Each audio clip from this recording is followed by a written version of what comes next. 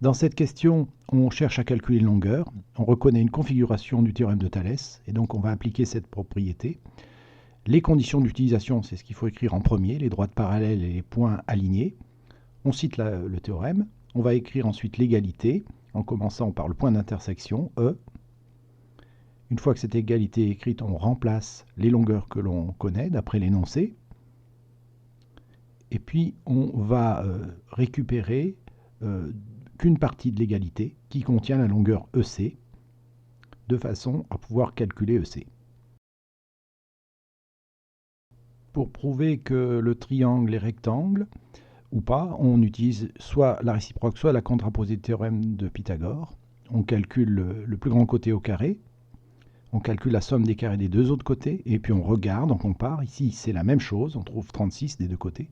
Ça, c'est une des conditions d'utilisation de la réciproque. Donc on cite la réciproque du théorème de Pythagore, et elle dit que ce triangle, il est rectangle, et il est rectangle en E.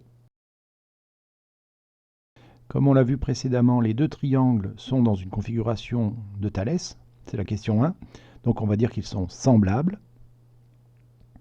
S'ils sont semblables, l'un est un agrandissement de l'autre. Le coefficient d'agrandissement, c'est la valeur du rapport de l'égalité.